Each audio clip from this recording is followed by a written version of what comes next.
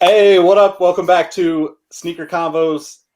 This is one of the panels that I've been looking forward to the most, probably because I have known these gentlemen for a very long time, and we've all ebbed and flowed out of creating content from personal, content to business content to freelance content and everything in between. So I want to start this off by saying that I think that the goal for this conversation and the goal for me having these conversations throughout the week is to put something out there from people that I consider experts, that I consider to have a trusted voice that could actually be something that this next generation of creators looks up to and kind of learns a few things based on our mistakes. Not that I want to roll all of you under the bus for this episode, but just know that's in the back of my mind. And more importantly, just kind of introduce people out there that are, tuning in and watching this down the road to the people that I admire and appreciate about, within this sneaker community. So to start it off, I'm gonna toss it to Chris. Chris, how's it going, man? Introduce yourself and let us know where you're coming from and what you're doing now. What's going on, Nick? Thank you for having me. Coming from Indianapolis, Indiana. Right at the moment, I'm kind of freelancing, kind of in between gigs, open to any opportunity really at the moment. But like you said, kind of known you for a while, just coming from working almost together at Finish Line. You left just before I kind of really started on that team. But we've had a good relationship since. How about you, Brandon? What's going on, guys? Brandon Edler. Out here in Los Angeles, California, currently enjoying the semi-cold weather, not really that warm right now. Used to be at Complex back in the day, also worked with Nick at Finish Line. This whole group of us, actually, we all kind of overlapped at Finish Line at one point or another, some of us at Complex as well. Really excited for this conversation. Can't wait to hear Marco's big update. Proud of the hell of this guy making some big moves. Honestly, this is just a really good group of guys. I'm really honored to be here. Likewise. How about you, Renick? How's it going, man? What's going on? Renick Bowman. I started out at Finish Line with Chris and Brandon as well. We worked a lot together on the digital team there, just doing a lot of content for social. I did a lot of web graphic design with Finish Line as well. Currently, I work for the Pacers and the designer there, doing a lot of the same thing with social, a lot of jersey design lately, which has been a blast. And so looking forward to this conversation and glad to finally get together with everybody and see you guys again. It's been a while since I've talked to a lot of you guys, and I just saw Chris the other day, and it's been the first time in like a year. So it's been a long time. Yeah. All right. So I'm just going to say we're going to have to circle back to jerseys because I feel like we're all in the same boat in terms of the joy that we're going to share from hearing that story. All right. Marco, what's good, man? You've been making honestly some moves that a lot of people would be like, what? Like we're all kind of just, excited to have you in our presence at this point. Before I start, I'll say yesterday is actually the 7-year anniversary of my first ever Finish Line blog post going live. What was it? Wow. Which you gave me the opportunity to do. It was the Venom Green Air 10s. Jordan 10. Yeah, I remember Yep. it was yesterday, man. So I wouldn't even have gotten a lot of these opportunities if it wasn't for Nick and Brando and the Finish Line team. Though it's just funny timing, man. I got the little notification because I was just so proud of that moment when that blog went live, man. I swear that I just got published in the New York Times or something.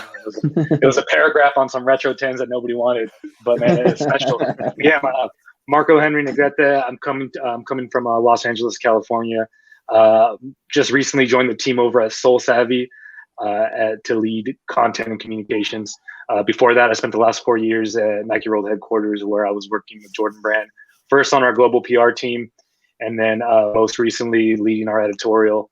And then, as some of the guys alluded to earlier, before that, stops at Complex, and then got my start at the Finish Line blog with a great group of guys. A lot of them who are on this call now, so I'm excited to be here with you guys. It's crazy. I bet, Marco would have never thought, I got it. They hand me this, I mean, I say this lovingly, but this terrible Venom Green Jordan 10. Yeah. And I got to put up with Nick and Brandon for what? Like, no, it's well, the thing about that era, the blog era, to me, it was like, man, when I was in college, I was like looking up to you guys I mean, I still do. You guys have went on to do amazing things, but to me, it was like, man, these guys get to write about sneakers all day and are really like the pulse of the culture when it comes to media, when it comes to content. And so I remember just following you guys for years, showing love when you guys would post stuff. So when you post that you're looking for writers at Finish Line, I was just like, this is my moment, man. I got to do something. And see if he'll DM me back or something. So it was crazy, man, because I had been following your guys' work at Complex for so long.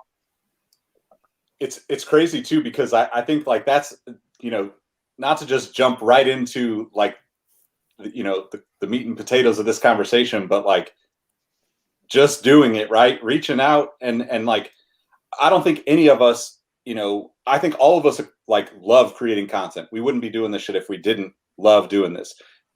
Don't get it twisted. There are so many ups and downs and frustrating parts behind the scenes. We enjoy the aspect of like connecting with people through that content. And I think the interesting part about that is like, speaking about like that era of blogs and what it became, I'm a little bit older than everybody here, and just had that conversation with Russ Bankston about it and Alex Retro Kid from Soul Collector last night. And those guys were exactly that for me, right? Like they were writing in magazines and I was just like, Brandon and I have talked about this for decades, it seems like, of like the value that we put on being able to write for a magazine, a Complex, even like a Finish Line, an East Bay when I was doing that, like Soul Collector for me, like it is something that I hope that the next generation, whatever that is, finds that place to be. Because one of the things that's really interesting now, and I'll toss it to you guys to kind of chop this up, but there aren't like those destination sites on the internet anymore, right? Like there isn't like the big dog Complex doing long form stuff, right? Everything is shrunken down into such a small, quick hit. And part of me loves that because it's entertaining. Like I'm scrolling through, I'm seeing 10 times as much content, but part of me also hates it because, as we were talking about before we started recording with a handful of you guys, I just want to nerd out to like the nth degree, all the way down to like, somebody that I would never have known in person and hear their story about why a particular shoe is important. So what do you think with all that said, what do you guys think about the landscape of things in regards to what content was when you started versus what it is now and what you do? I'll go ahead and say, I think it's interesting, like you said, like there's no one destination for content. I think because there's so many outlets that have popped up and it seems like everybody's publishing the same story. It's not really a one who's got it first kind of industry anymore. It's somebody posts it and the next person kind of copies and pastes and kind of goes with it, adds their twist, things like that. But I think a lot of it's also transformed into YouTube of people becoming virtual right there at your presence to tell you about it rather than writing about it. And that's kind of been a change that the industry's seen. I think is kind of interesting. Like I think Jock mastered it perfectly with his heat check that he used to do for us. Kind of what could have been a writing blog, he did in a video and added his own thing to it. He mastered that perfectly. I think, like to Chris's point too, one of the things that makes that work, what Jock and everybody does, is you're experiencing this with him. Like you're opening the box with him.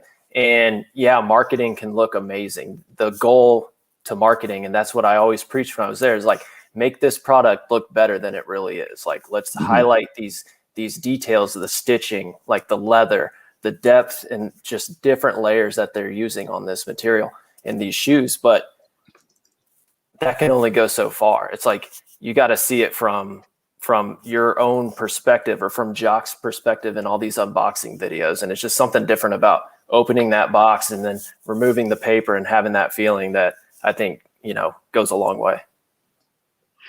I mean, just to kind of piggyback off that from almost different perspective, agree with every point you guys have made. The one thing that I love about the new form of content, though, is, Nick, the long form of content isn't these lists and it isn't these long, 1,300 word articles, but it's full size run. Now, instead of having to sit there and read all that, wondering, Marco reading authors like me and you back in the day, and then probably meeting us and being gravely disappointed at how uncool we really are in person. You got these guys like Joe and, they're doing such a great job with the podcast, and their personalities able to come to life through that. And to Renick's point, that connection, the personality living through it and all that, like, you get a better sense of that. And that's the one thing I will say about new content that I miss, like that we never got a chance to do podcasts, to do video stuff like that. That's the one thing I will say that I feel like it's really kind of elevated the game, but I still miss a little bit of the, the think pieces and stuff like that. I think there's still arena for some of that content. Yeah. Sorry, Nick. I was going to say, just like from the blog era, I feel like that area birthed a whole generation of people that by the time that they were maybe, at an age to start creating, they had a whole new set of tools, whether it was a video camera, an iPhone, or a podcast. So we just kind of evolved from that the same way that you all evolved from the OGs who really started this, from like the Russ to the Scoop to the Bobitos. So like that part of it has been dope, because you start to see like the guys who were out here reading your guys' blog posts now are now 10 years later figuring out, taking those memories and those references and applying them to whatever tools they have now that we didn't have back then.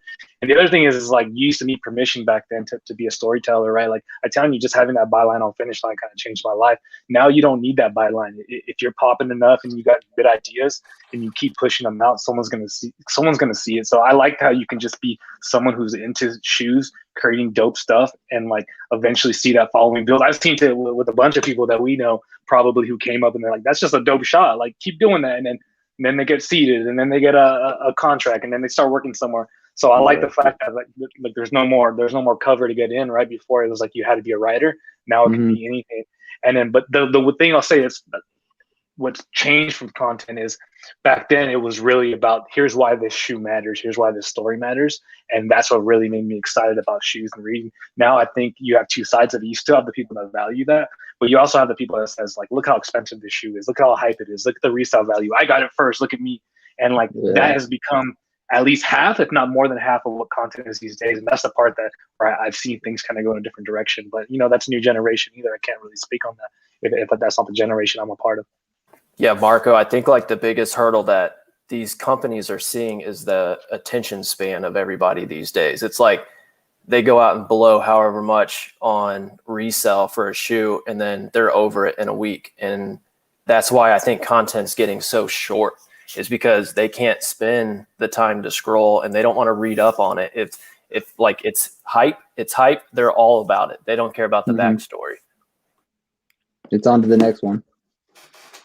Yeah, so it's interesting because we had a conversation last night kind of debating whether like there's room for that, right? And to Marco's point, there's a lot of different aspects to sneakers that didn't necessarily exist, I would say 5, 7, 10 years ago, right? And one of the things that I think about in my journey is to Marco's point about the tools, right?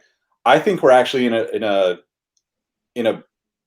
I don't know if it's better or worse, but we're in a great place right now regardless, right?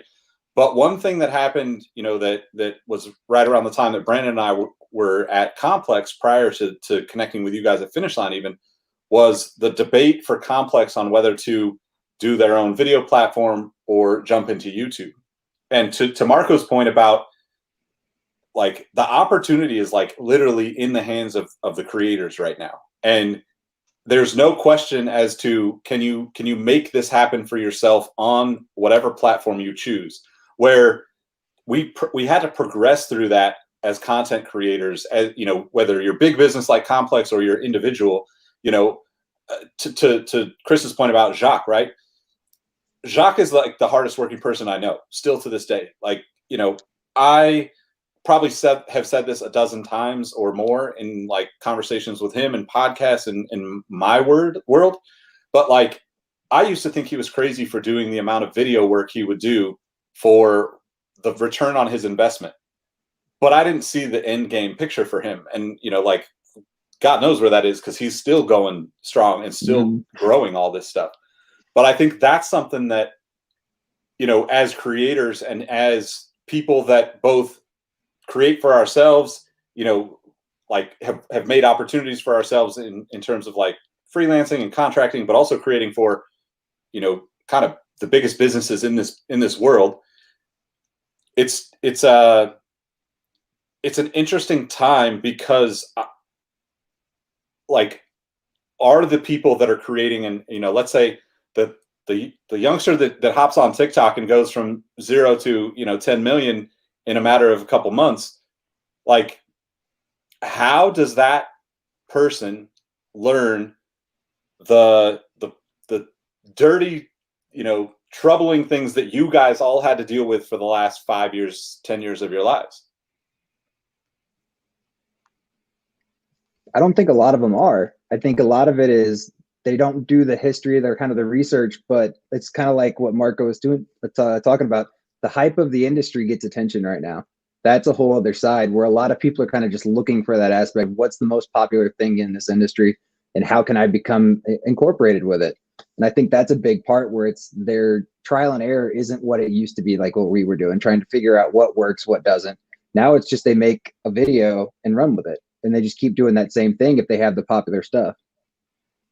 It probably comes down to like consistency, I'd say, because I can't tell you how many times I've spent hours on a social post and I'm like, man, this is going to be huge. And we post it out, nothing. And then like I throw something together in like 5 minutes and throw it out there, and it's just like blowing up. I'm like, what? It's good. But I mean, like, that's like the same story behind a lot of #1 songs. They'll work on something for months and months and months, and they'll just go in the studio, bullshit, put something together, and then all of a sudden you're touring off the strength of that for 2 years. And that's the beauty of creative. You never know where it's going to come from, and it's not always following the agenda that you had sought out for it.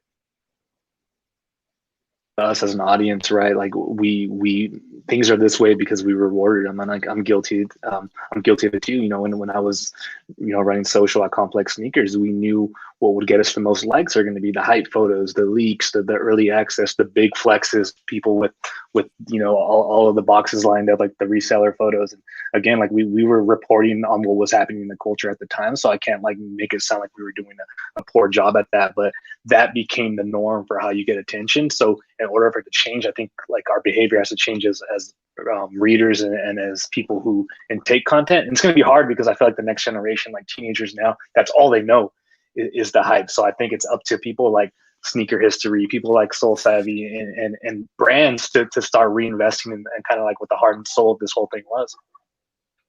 I think it's an interesting point too to think about. Like, I think we all, whether we want to admit it or not, have had those moments of like, damn, I don't really like some of the things that we did on this journey, right? And I think that's absolutely 100% a part of content creating, publicly, right? Because you're inevitably gonna, your views, your understanding, all of the aspects of what you do evolves, but yet you're never able to kind of go back and look at that and say, yeah, maybe could we just take that down? Or like there's none of that, right?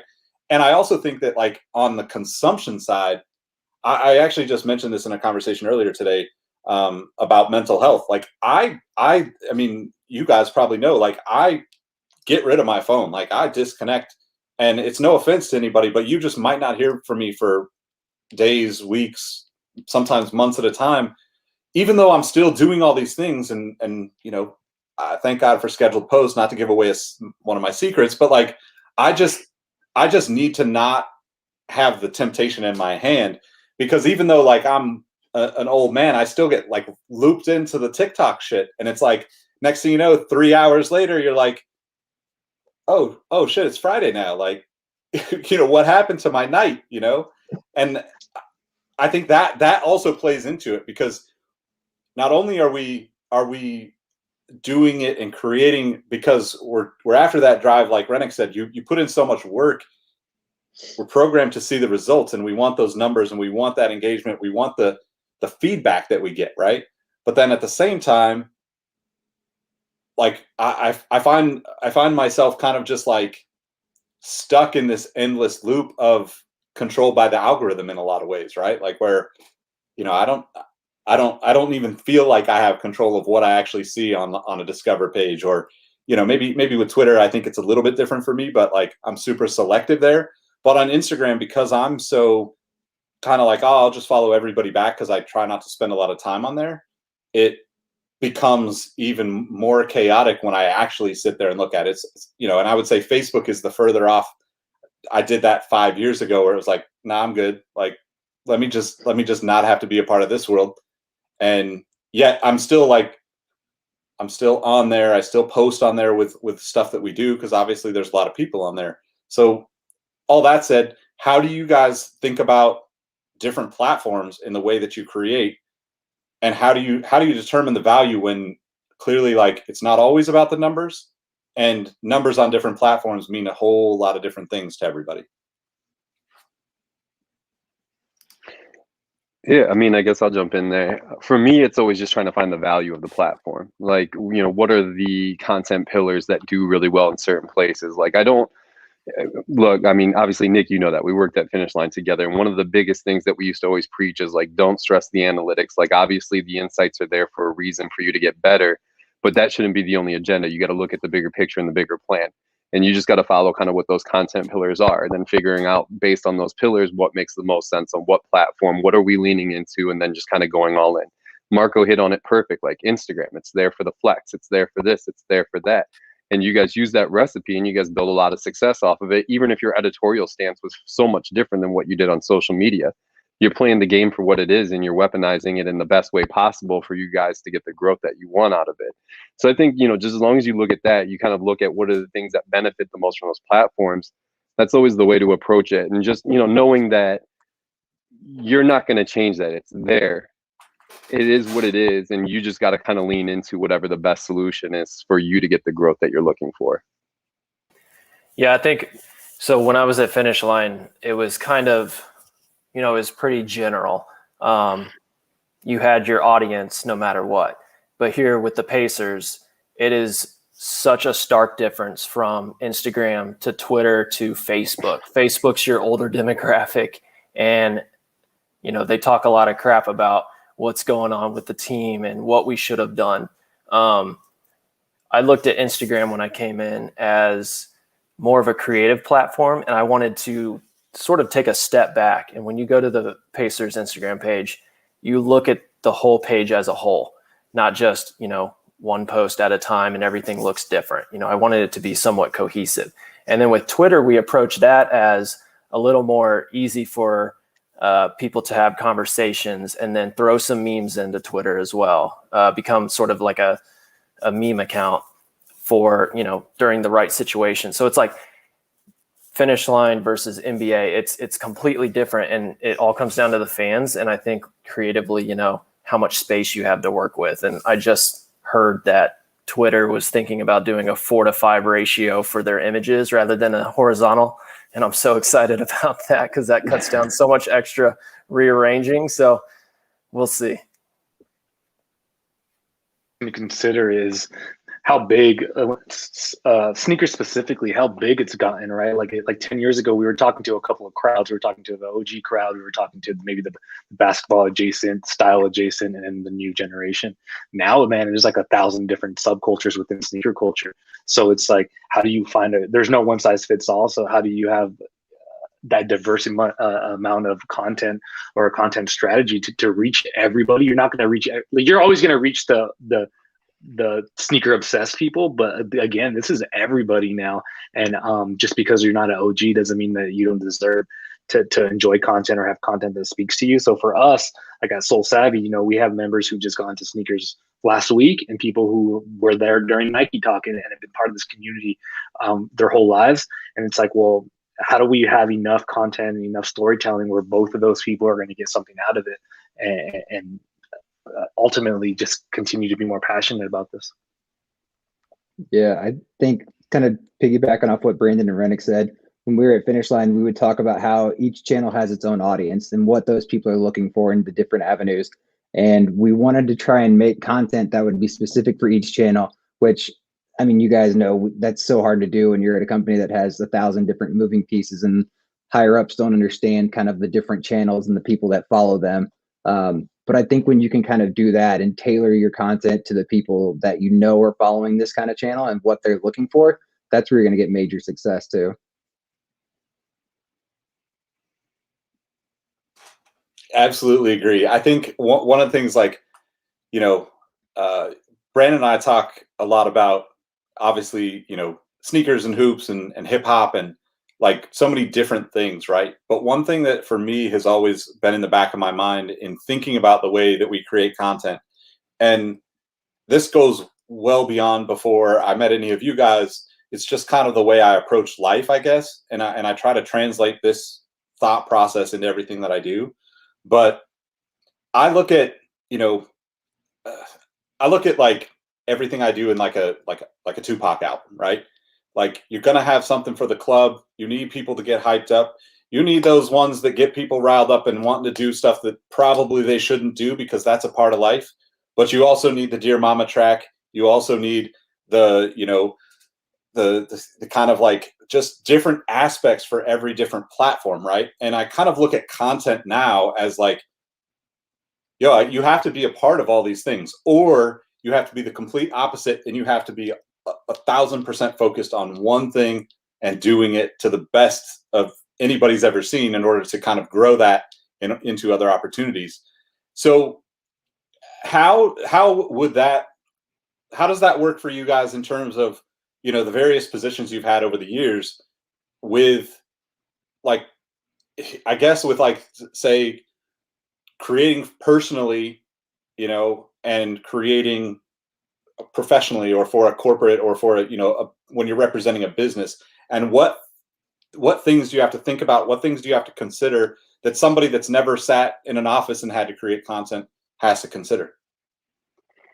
I mean, for me, it's one thing that I had to learn a lot in the past that I got a little bit tough with, and you guys definitely saw some of those battles. You're not just creating this for yourself and your peers. And I think like a lot of times that's what drives a lot of us because, like I love like when Jay-Z talks about making music, he's like, I'm just rapping about conversations that I'm having with people. And that was kind of how I felt like we always approach content. It's like, what are the things that we're talking about that we really love? So from, you doing the personal versus business, personal, you can always fall in line with that every single time, obviously, if nobody's stopping you. But from a corporation standpoint, you just have to remember like there are certain guidelines, certain things in place that are going to prevent you from going to the place you want to go. And I also want consumers to remember that, like, just because they didn't take it to the deep cut that you thought they were going to doesn't mean that they're not knowledgeable, that they didn't pitch that strategy. It's just not for everybody. And that's the give and take. It's all subjective. Nobody's 100% right or 100% wrong. And that's one of my favorite things that I miss being in the sneaker industry specifically about is just sitting in those rooms, having those conversations, having somebody tell me, this shoe needs to be prioritized for this. And it's like, it's not necessarily that easy for everybody to see it that way because people have certain ties or, the room's much louder about one way versus the other.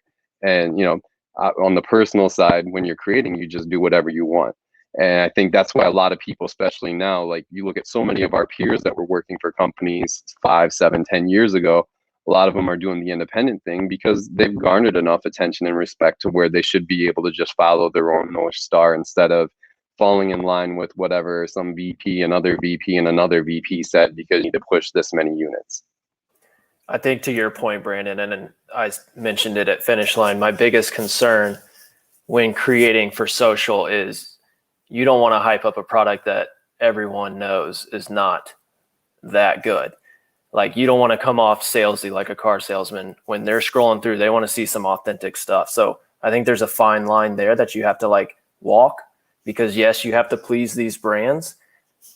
Yes, there's a lot of VPs to the comment that just popped up. You have to do it, but it's hard. And that becomes the challenge in itself.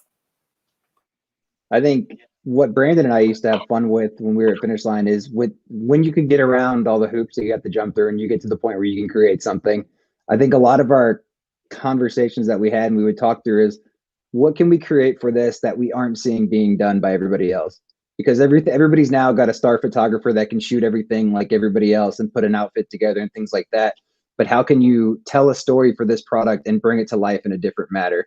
And specifically, I think one of our favorites that we did was that Michigan Retro 12, where we shot the shoes on a basketball court, and then Renick brought in the old school image of the Fab Five standing together, and he brought it in as an art piece over the actual shoe as a way to tell a story rather than just, this is the product coming out, but here's a backstory to it, but here's the real product. Yes. So that right there, I think is the key. you can't just do it yourself. You need to look around your company. You got to look at your team. Who can do what? Who's the best at doing what? So you got idea, you got photography, you have illustration. Let's all team up together, like push everything aside, figure out what we want to do for this and make it different and stand out compared to these other companies. And I think that's the most important part about culture, period, wherever you're at. Like, regardless of what your team build is, go and find the people in the company. It doesn't matter what department they are. It doesn't matter if you have a direct line to them, and just make that group your group and always be working. If you produce good stuff, there's no way they can deny it. There's no way they can stop you. And frankly, we were fortunate enough to have a supervisor, somebody above us that was more than willing to try and put us together as much as possible. And just, Chris mentioned that, and I started to smile because I remember I was a little hesitant at first. I just thought it was a little bit flat. And hearing their perspective and seeing what they were looking at, I was looking at it a different way. Like, this isn't enough here. This feels a little gimmicky. But then when you step away from it as a producer and you're like, but I would stop in my tracks and look at this immediately and start dissecting every little piece of it. And that was what Renick and Chris perfected with the strategy behind that. When I was at Jordan and when it came to creating content, one thing that I learned to do was, we're all passionate. We're all lucky enough to be in an industry that we're passionate about. But I couldn't lose sight of the fact that it was also a business. Like, I'm here to do a job. I'm not here to be a full-time sneakerhead. So one way that I tried to approach the work that we did was, hey, maybe this shoe is not going to be the most exciting shoe we've ever done. The first thing that I was pretty vocal about was like, hey, we don't need to compare every shoe to an OG. Just the same way that our designers don't add elephant print to everything anymore. Like, we're past that, but it's on us to make sure that this is somebody's OG. So I would have tried to approach storytelling for the newer silhouettes and saying, hey, do I remember when I fell in love with so-and-so shoe when I was a kid? This is going to be somebody's first shoe. They're going to walk into the mall. They're going to see that. They're going to see the story. They're going to read it, and that's going to click for them. So trying to like see storytelling through that lens is what made me like get passionate about products that I normally wouldn't be passionate about, because I was just like, I remember that feeling, right? Like, I shouldn't rob this next kid or adult of that feeling when they read this story. They need to know how cool it was, because those designers are working their asses off to try to create the next classic. So I'm not going to say it's the next classic, like we were guilty of doing a lot, but I'm going to give you enough reasons for you to believe that this is a good enough shoe for you to own. Marco, I don't know how you did it at the end there I talked to Chris every time we're like, hey, we got these new Jordans in, and I open them up and I'm like, what are these inspired by? And it's like, we find out it's the jacket from the SNL skit that when Jordan hosted SNL, it's like, how are you going to tell that story? And it's like, it was probably retro stuff. The retro stuff was easy because there's a Jordan tie-in, and like anything that MJ has ever worn or connected to him is always going to have an audience. But it was more so like some of the modern footwear that wasn't getting the shine that it deserved, because again, like, some of the most talented designers in the world were working on these shoes, and I can't think of a tougher task design wise to say, hey, here's 36 years of the best shoes ever made. Go top that. It's like impossible, right? So yeah, we owe it to them and their hard work, and to the people who maybe can't afford the AJ1 that's going to drop that same weekend, is for them to hold that shoe and for it to feel special to them too, right? We didn't write that one off. There's going to be some behind the design for this, or some inspiration here. So like, that's what I always just try to think about. Like, this is going to be the shoe that means the world to somebody. We might as well make it worth it for them. For sure. And I think the interesting thing, in my experience and like getting to know you guys throughout the years, working with you guys off and on, working with other people, I think it's super important, to Brandon's point, it's about working with people, right? Like, you don't think about that, as somebody who's just getting into, getting serious about creating content, right? But that dynamic is so important in terms of getting to the right end result. But also, to Chris's point and to Renick's point about like, how do you deal with these adversities, right? Whether that's, the comments saying VPs or products or whatever, part of it is like learning to love the journey of jumping through those hoops, right? And dodging hoops altogether at times, right? Because there's something about that mentality, and being able to, just like you said, Marco, to look at, like, we all grew up on Jordans, right? Like, to Renick's background, like, I still dream of that, right? Like, I think we all were like, one day 1 through 23 is going to go on the wall, right? Like that's kind of like sneakers in a nutshell for a lot of people. But at the same time, you know, in regards to the people that you work with, you end up finding things that you really, really like that are totally unexpected too, right? Like, you know, certain models of shoes, like especially, you know, Jordan is the toughest, I would say the toughest content problem to solve, right? And I say that in the most loving way possible, because content is always a problem solving thing, right? It is how do you get to that audience in the right way, but also how do you get them to understand where you're coming from without being super blatantly salesy, like Renick said, right? And I think it's fascinating to think about those challenges, whether it's like, you know, like what Chris said and like jumping through hoops, or like kind of to the point of what Renick said about the way they think at the Pacers now, of like, this is the old generation that's going to want to talk about the players and how it was mismanaged versus, you know, like, I'm sure you guys all know Jordan Ramirez, you know, like, you know, what the Kings have done with their social on Twitter and on Instagram is, you know, I'm a Kings fan, right? But like, absolutely, those guys have been crushing it in terms of becoming the internet in the form of a basketball team online, right? I don't think anybody's done it better. And maybe that's just me looking at it through my purple, you know, Sacramento glasses. But that's a really challenging thing to do, but also like, sign me up. I get excited about thinking about that, because ultimately, if you can take that customer from, or that fan or follower from the Facebook world and introduce them to the Twitter world or the Instagram world, now you've got somebody that's a fan for life, right? They like, you taught them how the internet works in their mind. And it's like, you know, it's like everything from that point on just becomes like, we're best friends on the internet. It's all that matters, right? So how does that kind of stuff play into the way you think about things now, right? Like, you know, where do you land on that approach? Is that something you think about, trying to move people from one platform to the other? Or do you always think about it as like, hey, we're going to create for these separate channels just because this is where people are? Can I just say real quick, when the Kings posted and broke Instagram with that long post, everyone was like, what is going on? That was, and then every impressive. team followed. Yeah, and then If I'm not mistaken, I think they won a bunch of digital awards. Like, they have like the best like in stadium like content, like the best in stadium digital experience. Like, they've really been on it. So they might only get wins all season, but they're doing something right.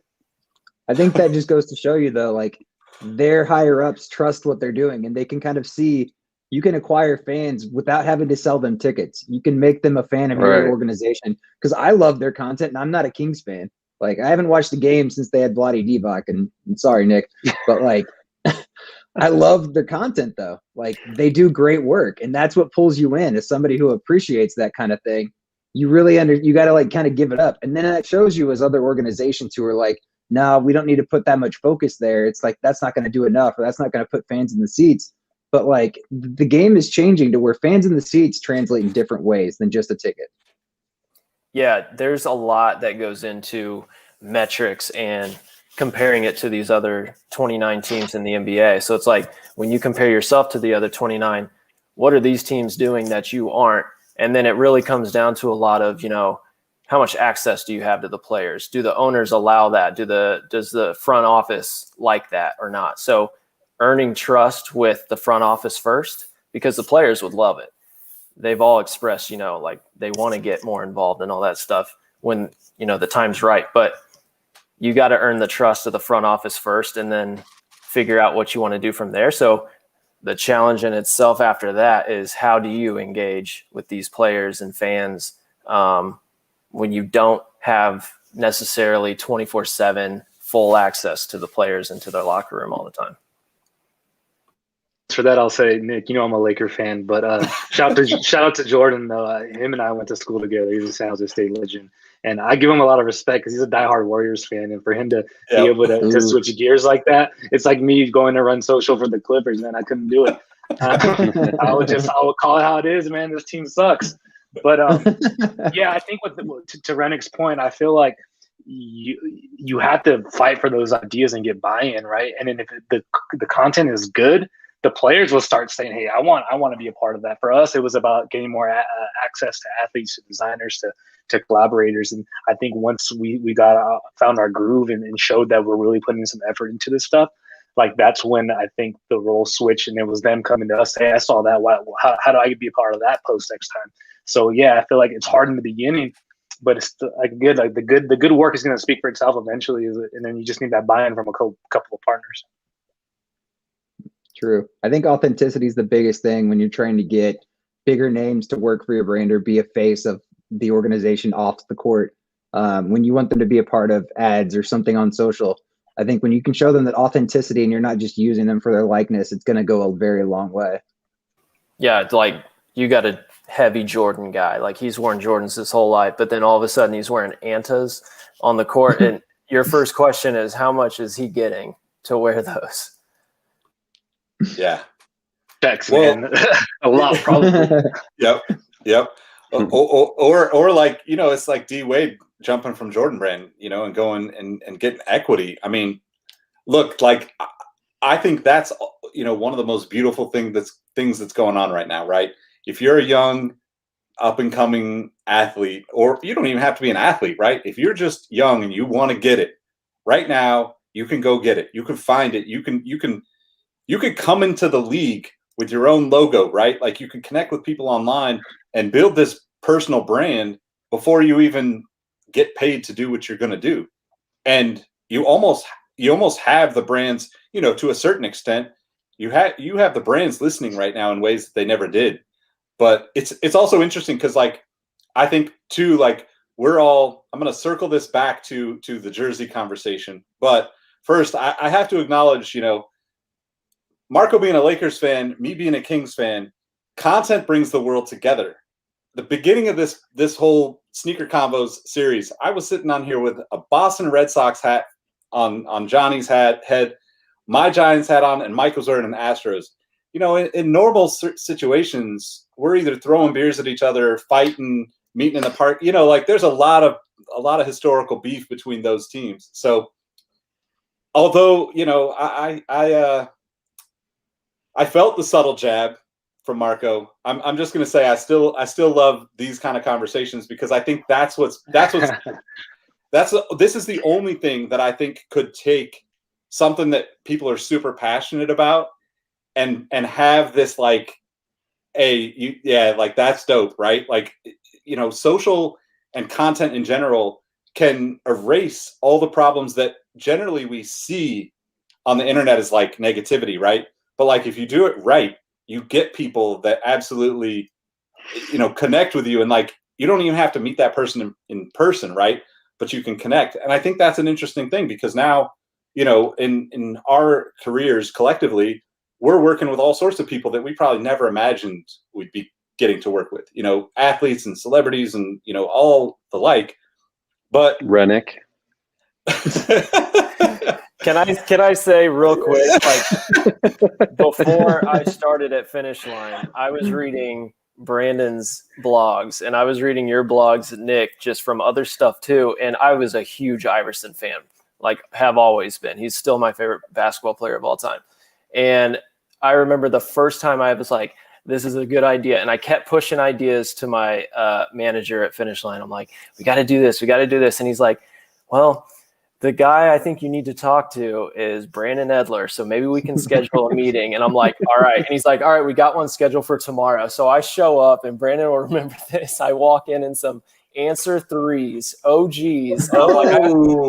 I'm like, I hope these things don't crumble on me in this meeting, but I got to get through to this guy because I got an idea. Did you sleep the night before that meeting? I don't think so. Yeah, Man, you guys are crazy. It was such a casual meeting too. It was such a casual It was. And I thought the Jordans on the wall was a flex, man. Like Renick was serious about this from the very get-go. No, so, all right, to extend the story a little bit further, me and Renick end up, building a great relationship outside, inside work, whatever. We're always talking about sports, talking about sneakers.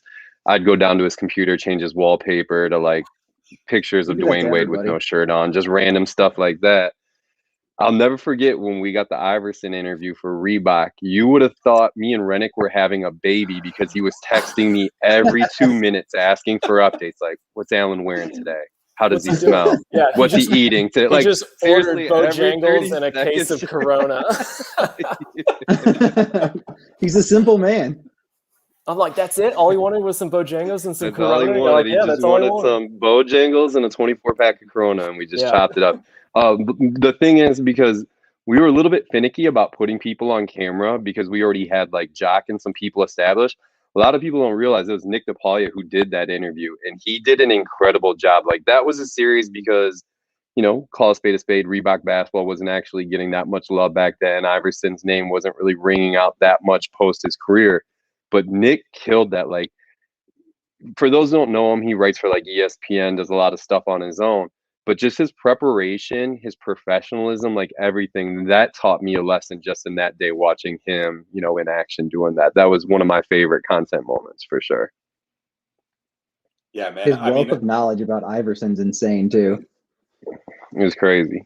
And I think that's something, you know, also to the point of working with the right people, you know, within your teams on the corporate side, you know, find the people that are doing it that you admire and sit there next to them. Don't say a thing. Just go learn, because like I got to do that same thing with Nick at Soul Collector, with Russ at Complex. Like, you know, in a sense, I felt like, yo, I got to carry this torch in a way, right? Like I've got access to these guys who became this, you know, this world that didn't exist when we were all kids, right?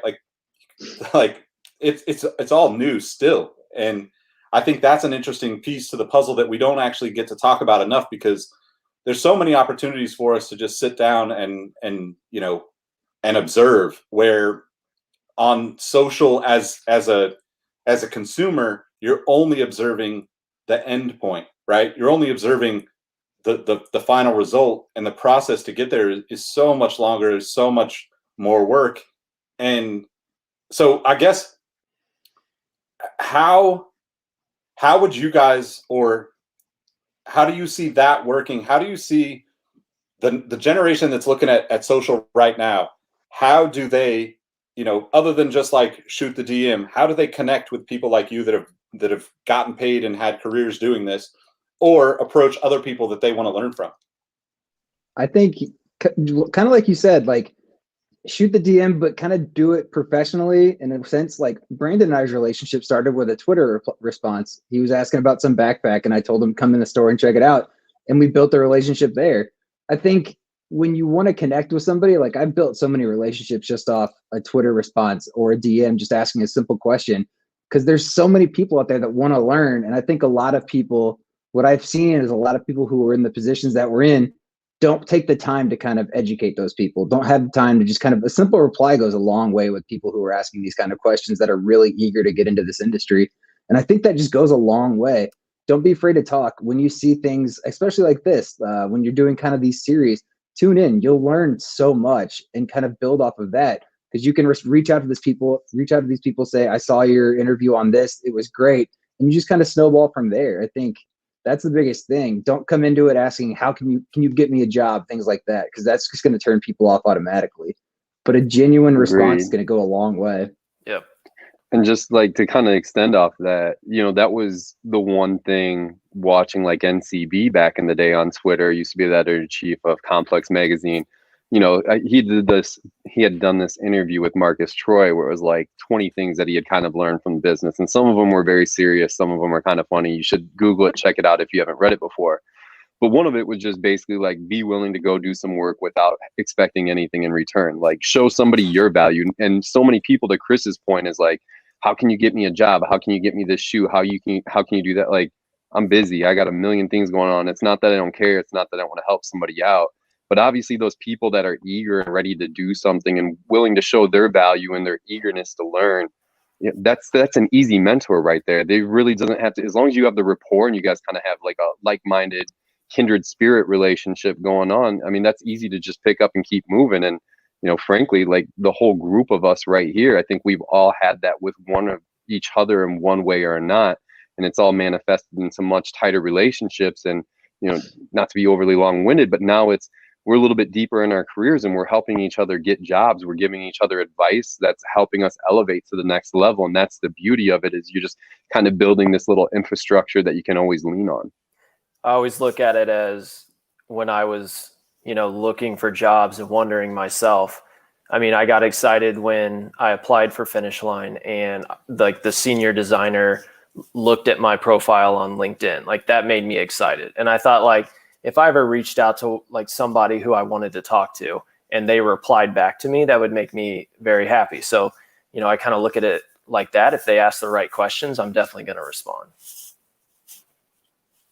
So this industry is such a, like we were just talking about Instagram earlier. It's such an industry that looks like it's full of glitz and glamour, and you just jump straight into being seated and working with brands and doing all this cool stuff. But I think people fail to realize, like, everybody that I know that's been in here kind of started at the bottom, either whether it was blogging or freelancing or some sort of like just entry point. And you can't be in a rush to get to that point where you're seeing, like, I remember just, again, seeing you guys on Complex, interviewing all of these people that I wanted to be at, interviewing. And I was like, I want to get there, but you got to really see the bigger picture and say, I got to work my way up. I got to maybe get 2,000-3,000 blog posts under my belt about, Venom 10 greens and whatever other shoes Finish Line is dropping before you get there. And that's just important to realize, like, it's not wrong to want all those things, but it's going to take a long time to get there, especially in an industry like this. Jobs are popping up every day in this industry, which is dope, but it's still one of the most desired places to be. And you have to understand that. I tell people all the time, man, I've loved shoes my whole life. And I started writing about shoes when I was 24, 25. I think my first full-time job at Sneaker Cell was almost 27. I think 27, I had just turned 27 when I finally was full-time at Complex. So that was like 3-4 years of having to have a full-time job on top of blogging at night. And it wasn't hard, right? Like I love it. I love that more than my actual job, but you can't just expect that for, like, when I was in college, I was applying for Nike every single day. And I was like, oh, I deserve this job. I'm a sneakerhead. I got a degree in communications. Why aren't they hiring me? And it's just not the way it works. And then the second thing about hitting people up for help, like, it reminds me of my exchange with Nick. He said, I would tell a story all the time. He said, who wants to write about sneakers? I still have the screenshot. And I said, I do, but like, who am I, right? I'm just one person replying. I immediately hit him with my WordPress, which was not the best work. Do not go read it. But it was just me writing about sneakers because, like, I was like, well, no one's going to give me a shot unless I have some work. So let me just write about my favorite Kobe's and favorite basketball shoes, replicating what my favorite writers were doing, and like post it to my Facebook and my Twitter, and like 12 people would read it. But that way, when Nick was looking for writers, he could at least see that I had some passion and maybe a little sprinkle of potential versus like just another person on Twitter raising their hand and says, hey, why don't you give me a job? So I always tell people, like, don't wait to get an opportunity before you start pursuing your passion. Go start taking photos, create your own sneaker IG account. Like that. It's so funny you mentioned that. That's how I got NCB's attention, is I used to create lists that I thought Complex would want to do. And then I would just like put them on my Tumblr or something like that, not thinking they'd ever read it. And I remember, like, it was yesterday, it was New Year's Eve, 2010 going into 2011. NCB's like, yo, you want to write for us? I was like, is he like super drunk? It's only 7:30 right now. It's not that late. And yeah, man, but that's like best piece of advice. Just like create the stuff that you think the people you would want to work for, what they would want to be looking for. Exactly. And I'll say another to piggyback off this. Once you get your foot in the door, don't stop, because I started out as a production artist. Like, it was the lowest position in Finish Line. And at one point they had me out in the DC in the distribution center with a circular saw, cutting wood that would go up for a fixture in a store, and it was so loud and smoky. I mean, they had workers coming over thinking something was on fire, but I'm like, I'm so glad to be here right now. And I'm like surrounded by all these shoe boxes, and here I am cutting panels to see if a sign will fit. But it's like, I understand this is part of the process, and it's like, don't think you're too good to do that. It's like, you got to work your way up. I think you hit it on the head. Kind of just like to say, like, I started in the stores as a sales associate and just kind of slowly worked my way up, asked anybody that would come into the office, just talk to them, get their name, remember them every time they come in, just build a relationship with people. And then a lot of people, how do you get in? How do you get into here? How do you get into there? And it's like, a lot of it is relationships. You just got to be genuine with people. Don't be afraid to say yes if they ask you to do a random thing. I see everybody like, oh, you don't do free work. A lot of the things that you want to do is you have to get gritty and put the work in before you're going to get that paycheck for it. Show people that you're willing to do these things that might not be in your comfort zone, and put yourself out there. It's going to be uncomfortable, but that's how you succeed. I'm pretty sure. I learned at Nike was Go ahead. how many people started in retail at Nike. Like they decided I want to work there. So what's the best place to get entry level experience? Go work in the store. Go be around product. I worked at Finish Line. That's my first job out of high school. And again, like I always tell people, that's legit work experience. I was getting familiar with product. I was learning how to talk about product, and I was learning how to talk with people about the stuff that we were selling. I would tell any kid, go work retail, like at a shoe store, if this is what you want to do. You learn so much in that environment. For sure. Yeah. It's funny too, because like I mean, Chris, you and I, that's how we met, right? Managers meetings or something, while you were still in stores. And I don't want to roll anybody under the bus, but I'm pretty sure Brandon and I got talked to about those conversations. But we'll skip that part. But I think that what's interesting about this is, right, we're all separated by a few years on these journeys, right? But like I am in the same boat, right? Like I was writing about sneakers, not even putting it on the internet, and I was writing about sneakers. That's how I got my first job with Nice Kicks back in the day. Is I had half written like a couple page story about why I was into Jordans, and literally sent that to Matt Halfel, back in the day. And that's what got me in the door. And I think the other piece that I wanted to touch on, because we've all moved around and done different things, and there's this weird piece of, or there's this weird kind of, I almost feel like it's this like gray cloud that looms over when people see people move from place to place. And I think that if you take what we've been talking about and like you're doing something that you're passionate about, look, you don't want to do it for free. I'm not saying go get a job and work 10 years for free. But if you're doing something because you love it, people are going to notice. And if you take that and then you reach out to them and say, yo, look, DM me and be like, tell me your favorite burrito, and you got me. I'm going to talk to you about other shit. And 5 years from now, you might say, oh, I need a job in the sneaker world, and I might be hiring, or I might know these guys are hiring. And that's how it works. But I think what's interesting, and what I wanted to go back to about the conversation about working retail and expand on that, is that as much as I've moved around, right? I've had, I don't know, 7, 8 different jobs, and 3 to 4 times that in terms of contract and consulting work in this business.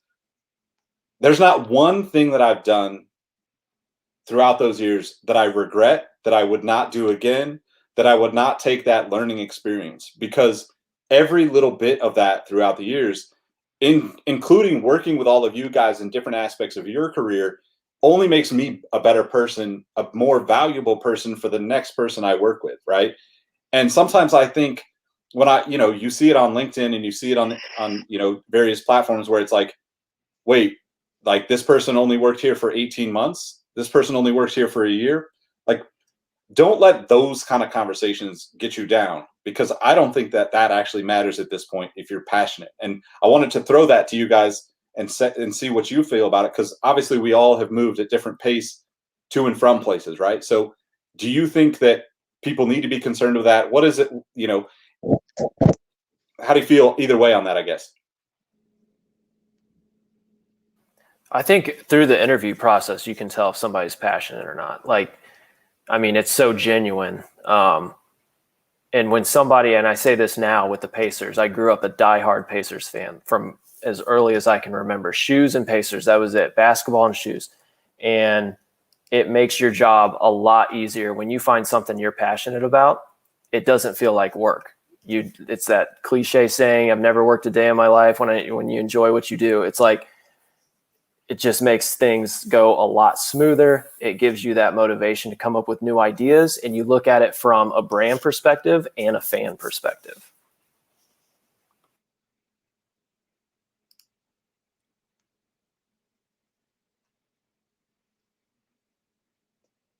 Who wants to go next? All right, me. I don't let that bother me at all. Or like, I don't really think too much into that, especially because like the pace we're living in right now. I think like the bigger narrative is a lot of people aren't going to be at places 5-10 years anymore. there's so many different factors to that. So like that's not a testament to whether somebody's passionate about anything along those lines. Like I think to Renick's point, I use an interview to determine whether somebody understands culture, whether they're going to be a good fit in my culture, and just to kind of see how passionate, how willing they are to, you know, completely dial into what they're about to do and, you know, push things like what's going to be the best form of content. Am I willing to have these discussions with the right people to push it in the right direction? And I think that was the big part of the core of our team is we wanted a bunch of disruptors. We wanted people that looked at things differently, thought about things differently. And then from there, it's like, if I feel like that rapport is really solid, then, you know, you kind of go to the test edit. Like, let's see you in action. Let's see what you're able to produce at a smaller level. And if all things go there, that's typically the people that I'm looking towards. But, you know, 12 months, 18 months, 6 months, 3 days.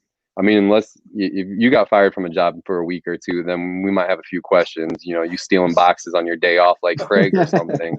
That might be a little bit problematic. But, you know, if the passion's there, and also like, might be sound like a little too corporate-y, but I actually had a training today, and you know, one of the discussions was like, if you don't like your manager, it doesn't matter how much you love what you're doing. If you don't like your manager, you're going to want to get out of there right away. So I try not to judge people on that too, because you don't know what their situation was. Yep. We're going to come across too many companies, especially the bigger they are in corporate America, that are going to value you over their bottom line. So the way I look at it is like, you know, when I worked my first ever job out of college, I was at an agency. And I worked my ass off for them, and we lost a couple accounts. It wasn't my fault. It wasn't they just happened to be my accounts. And, you know, I got laid off, and it's just like, well, a few months before that, a friend, a classmate of mine wanted to recruit me to their agency. And I was over here like being loyal to this company that could care less about me. The second that things got a little rocky for them, they cut me loose.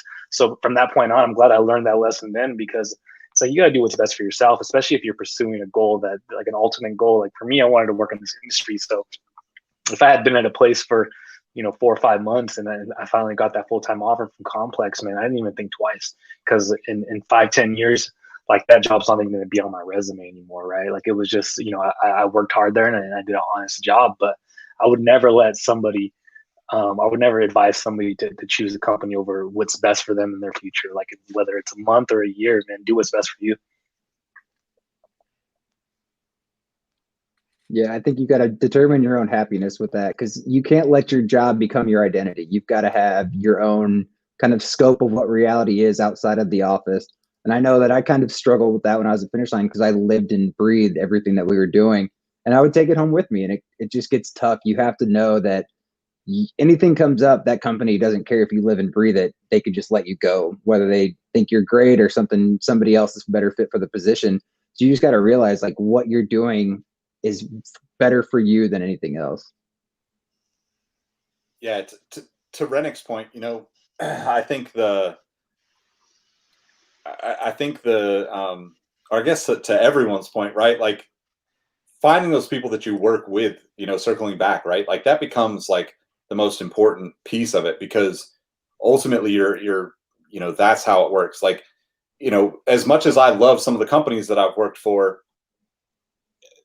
like, you know, to Marco's point, they don't have any loyalty to me, right? Like the bottom line is the bottom line. And, you know, the further into the world of this stuff in any aspect of work, right?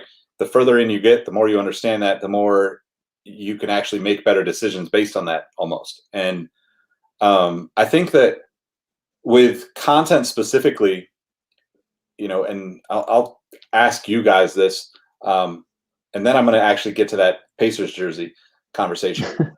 But how do you guys deal with, you know, the magnifying glass that comes from content, right? Like, you know, to Renick's point, right?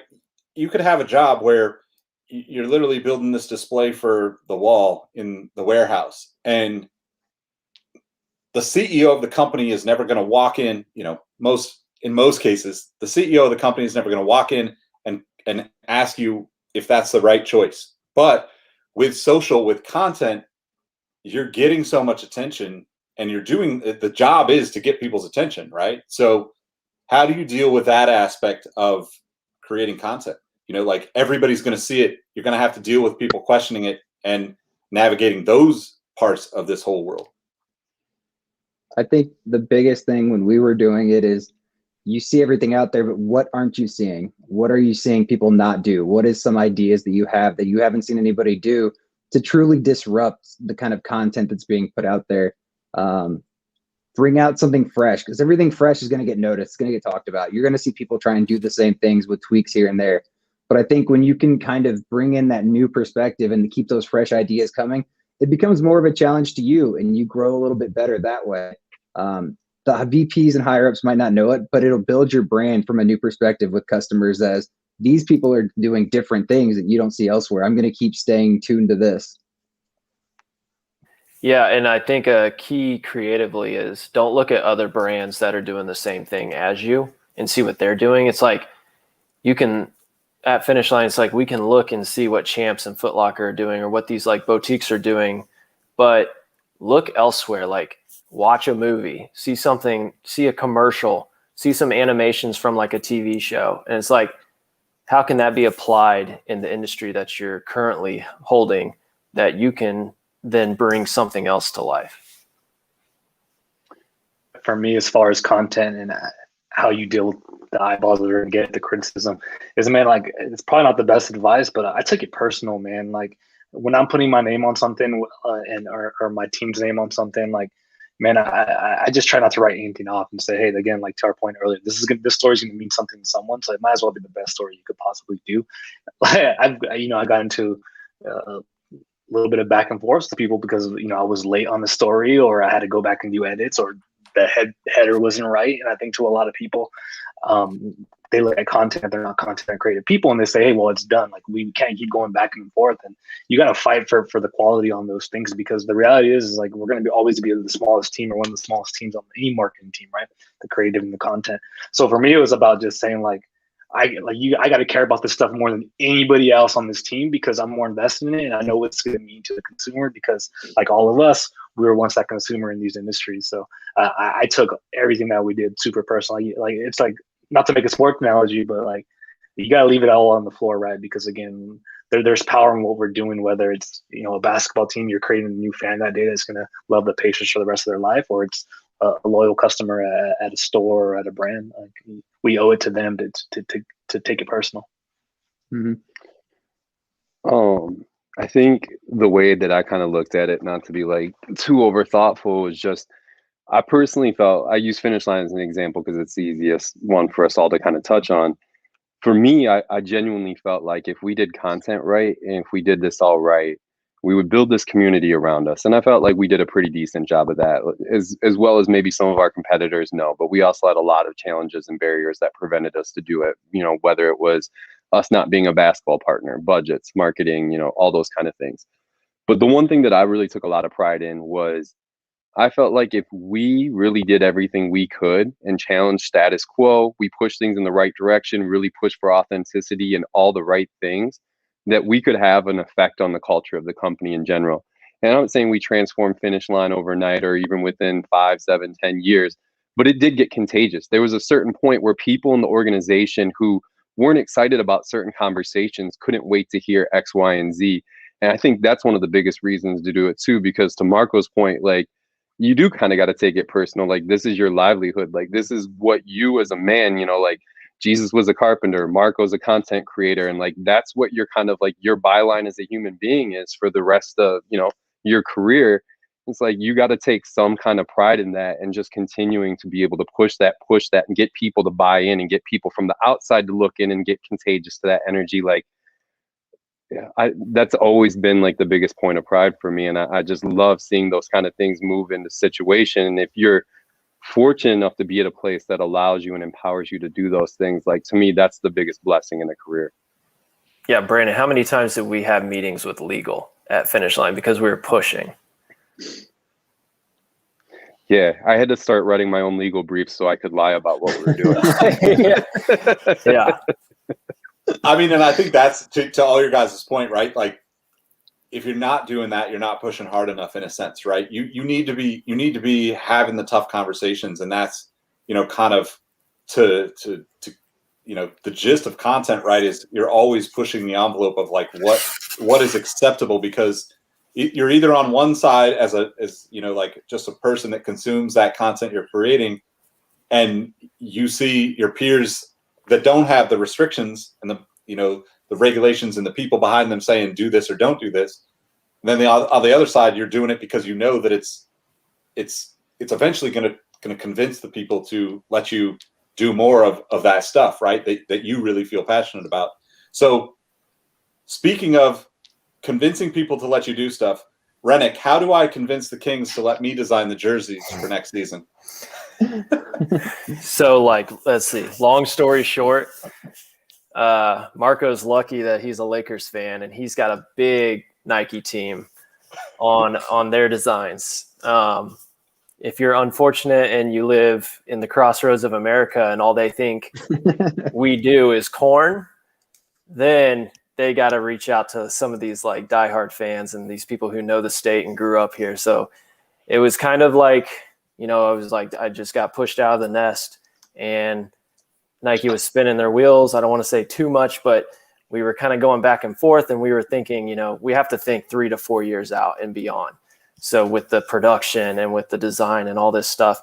And I almost think, like the challenge with Nike is these city jerseys alone. When they first signed on, I don't know if they knew exactly what they signed up for, like 30 city jerseys every year, got to find a story. Like that becomes a challenge in itself. And designer out in Beaverton, like you can tell the story of Indianapolis and racing and all that stuff, like the Circle City, as much as you can. But once you get, 2 to 3 to 4 years into it, it's like you got to reach out. And so I was fortunate enough to, have our SVP of marketing just kind of ask me what I thought, and just kind of, snowballed into a full blown crash course, like week long. Send me as many things as you can. We're going to meet with Nike. We're going to have this like back and forth conversation and go from there. And things are looking promising, and I'm super excited about it. And just to have, a thumbprint on uniform design alone is a bucket list item for sure. Did you work your name into the pinstripes? Did you make your own one with both? Yeah. Do what? Did you work your name into the pinstripes where it spells out Renick somewhere in there? I was going to say, you put a little Easter egg somewhere in there for you. Yeah. I think I pulled that on you, Brandon. I'm like, on the first thing we worked on, you're like, man, this thing's like going off on social. I'm like, if you zoom in really far and it works better on a desktop, you can see my face in the bottom left-hand corner. You're like, are you serious? I'm like, no, I'm just kidding. I want to be mad at it. No. Yeah. So no, it would be funny, but yeah.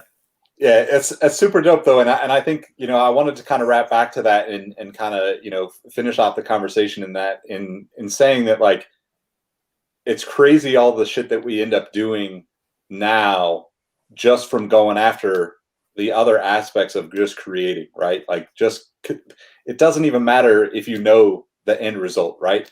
I'm not saying that you shouldn't at least have some sort of thought of where you want to go with it, but if you're doing it, like next thing you know, you get opportunities that like you probably didn't even think were possible for the last 20 years, but as a 6, 8, 10-year-old, 12-year-old kid, of course you dreamt of that, right? Like now it's like, I got here, and like now things, you're ready for the opportunity now that you're there, as opposed to thinking about like the opportunity all the time to get to it, right? You just keep going until those things start to happen, more and more frequently. For sure. Yeah. And you just build those relationships with the right people. It's like, you're not doing it to weasel your way into something. It's like, it goes back to the whole, I'm extremely passionate about design. And so like when you mix design with the Indiana Pacers and I see something, people they start coming to me with questions, and I'll make my suggestion. And from there you start something that small, and it evolves into more of like a full blown campaign. So it's been like from 0 to 60 within the last couple months, but it's something that I'm, super excited about and looking forward to. But it's also something that you've earned, kind of showing that, basically like your knowledge of the history and your passion of the industry has kind of led you in the right way with that, to where when you get that trust from the higher ups, like we talked about, you can make something magical happen. When you get that trust, you can let it, and they let you run with your creative juices. Anything can happen. Yeah. And I mean, the week was It was exciting. I think I spent probably 3 hours just staring, at my computer the first time when they told me to go. I thought I'd have like a million ideas, but it's like you got to hone in on something. And it became a little easier just having the native files alone to create a 3D rendering of a uniform, because I was doing this before I even worked there. I was doing it before I even worked at Finish Line, just for fun, out of college and in college. It was like we were sketching uniforms and sketching jersey designs and all this stuff. So it was like, it just still, I mean, it ties back to if you're passionate about something, it's just a lot of fun to do. Yeah, absolutely. Absolutely. Well, all right. So I'm going to let you guys get out of here, but like last question, what's the best thing you've seen other than the Kings lengthy post on the internet in the last, let's say 6 months? And you don't have to, no pressure. You don't have to say my new profile pic. You don't have to say that. All right. Well, never mind. Honestly, for me, it's been the unity of voices to stand for causes that really need a lot of support. Like, I know it, don't want to get into a whole political thing, but I guess I'll just simplify it as that. Like, I love seeing people come forward, not just saying things, but people actually providing resources, providing things, providing thought, providing conversation starters. Like, we're living in a time that requires a lot of change. And I know that it's not always comfortable for everybody, but it's, to Chris's point, you got to be comfortable in those uncomfortable spaces. That's where growth comes from. And I think that's probably my favorite thing. Like, even though it's kind of generic, that's been my favorite thing that I've been seeing. Yeah, I'm going to piggyback off that. I think the biggest thing that I'm seeing is the community aspect of being very supportive around one another. You see people that you really don't have a personal relationship with, but you guys share a passion of supporting these different causes, and then same supporting the community. And I think a lot of these brands have gotten involved, but even then on a bigger level, like a lot of the boutiques and the people who are there that you do have relationships with are really kind of stepping forward, and you can really they're coming together in a really strong way, which I think is amazing. Yeah, I'd probably same thing, piggyback off all that. It's like there's not, one specific thing, but it's been pretty cool to see over this just last year since, the NBA was shut down. How have people coped throughout this last year and a half? Socially, I mean, I'm sure it's super draining for most people, and it's been draining for myself and my team, and so then this goes back to mental health. Nick, like what you said, it's like this is a hard time. There's a lot of people, working from home with kids. Like, that's hard. There's a lot of challenges here and there. So it's been nice to see other people kind of, it got super crazy there, but for a while, but like, I think we're finally, as a community online and through sneakers and through basketball, it's like, we want change. We want this stuff to happen. It's not like we're sitting back and like stoking the fire. It's like, we want this to end. We want to like become one and get back to some sort of normalcy. So I think, seeing the light at the end of the tunnel has just been super exciting for me. I think seeing consumers and the audience start to hold brands accountable has been like super dope, because it's like we were talking about earlier with the current state of sneaker culture. We can change that. We can demand that brands do better, that outlets do better, etc. So like, for so long, we just accepted what was being sold to us.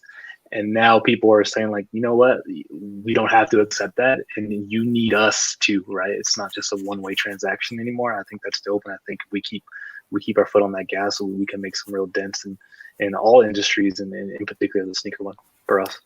Creatively too, I think it's been a lot of fun to watch people come up with some stuff. Like, they've got so much time on their hands now. When that quarantine hit and you were forced to stay inside, some crazy stuff came out, and it was a lot of fun to watch.